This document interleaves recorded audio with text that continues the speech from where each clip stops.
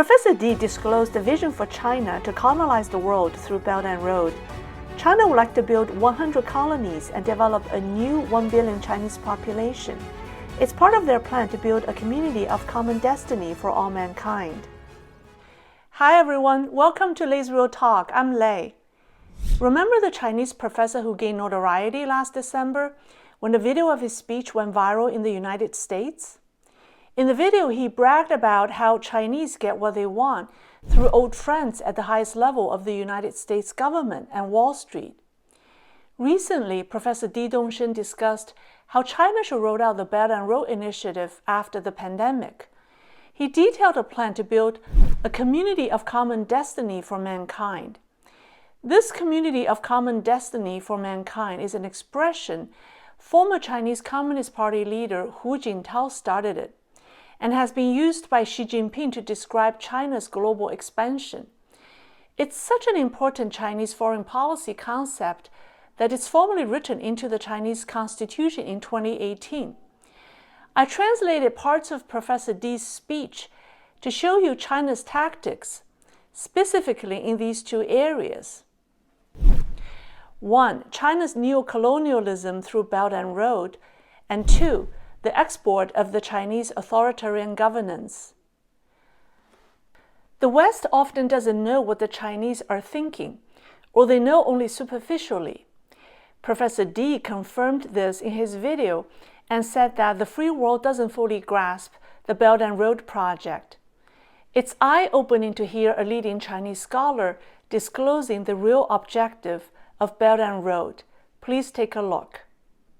那么另外一方面呢，我们跑到“一带一路”沿线这么多个国家去，我们追逐的是要素是什么？自由主义经济学往往以为中国跑到“一带一路”沿线国家去，追逐的是人家的能源，追逐人家的矿，是吧？这个我认为是肤浅的刚才讲了，财富的源头是人而不是物我们追逐的其实是“一带一路”沿线国家的年轻的生命，他们想要消费。但是他们现在没钱，我们把钱借给他，投资给他，他们就有钱，我们雇他，他就有了收入他们有了这些收入，有了现金流之后呢，就用来购买我们所创造的产品然后呢，这个把钱付给了我们，然后我们再继续进一步投资给他们，进一步借贷给他们，进一步支付工资给他们，是吧？那么他们就获得了更多的钱由此而形成另外一个方向上的繁荣。但问题是，你应该让这些年轻人进入你的资本的循环，进入你商品的循环，进入你货币的循环，但你不能让他们直接进入你的社会生活也就是不能把别异族直接引入到你的社会生活中多种族、多语言、多文化的社会在一起，是吧？最终会导致巨大的社会冲突。中国历史上五胡乱华这些惨痛的教训，我们是深有体会的中华民族的这个知识分子中华民族的史书上记载的都非常清楚。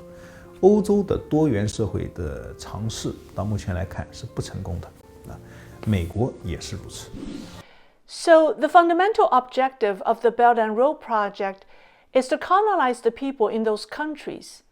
At the same time, China doesn't want other ethnicities to enter mainland China because scholars like Professor Di don't believe in a multicultural, multiracial society.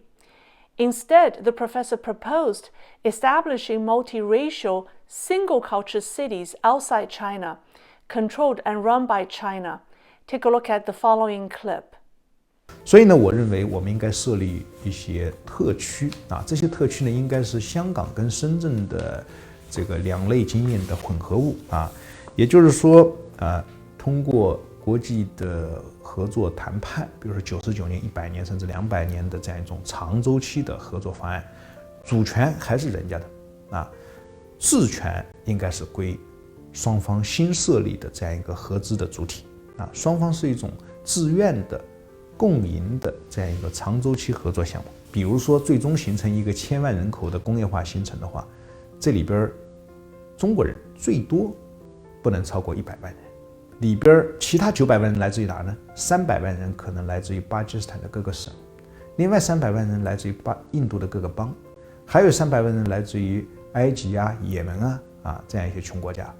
那么他们互相之间无法交流啊，那么共用的语言就是中文，是吧？政治的、法律的那套规范，它就是基于中国经验所形成的这样一个本地化的这样一个特色的体制。种族是多元的，但文化必须一元，而且这个一元必须统一到中国文化中来。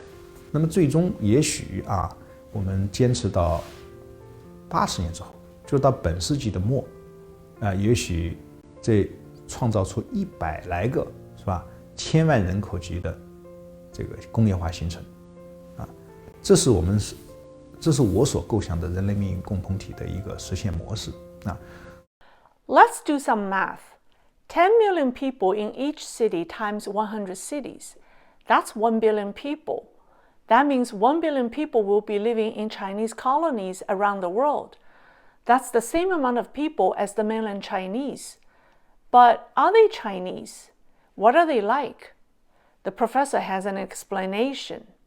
由此，我们在全世界各地塑造出一个新中国人群体这个新中国人群体呢，他们将是80年之后，他们将是混血的肤色呢是一种混合肤色但是他们都讲着流利的中文，但是他们炒的菜可能更多咖喱味。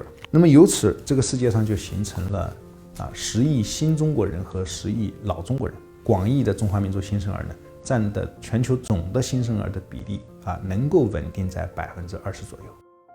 Professor D has shown us the game plan for China to colonize the countries along the Belt and Road route, to develop a new Chinese race. In 80 years, we will see another 1 billion Chinese in different parts of the world who share the same worldview, ideology, culture, and language as the mainland Chinese, but are mixed race.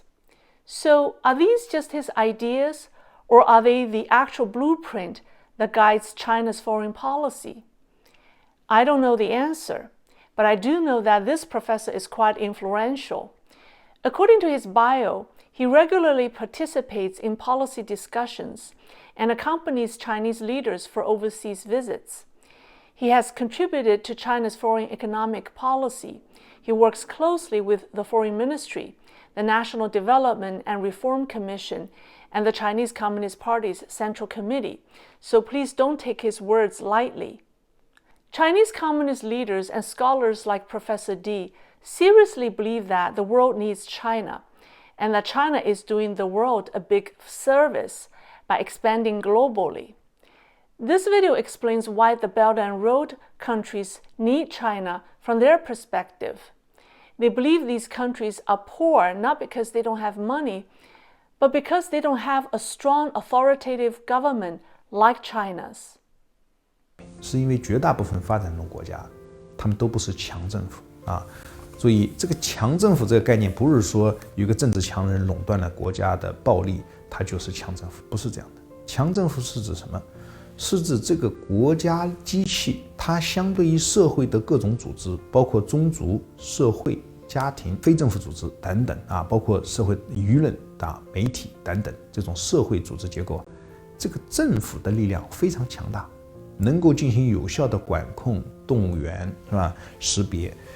所以要想帮全球外围的50亿人发展起来，那么中国要输出的就是如何建立强政府的这样一种经验和能力。换言之，就是我们19届四中全会所提到的国家治理能力和治理体系的现代化的这样一个问题With the growth of the internet and technology, the definition of a totalitarian government has changed. Professor D gave a clear description of the modern digital totalitarian society. Its government uses the state apparatus to control, monitor, and mobilize all entities within a nation, from corporations, businesses, NGOs, and media to families and individuals.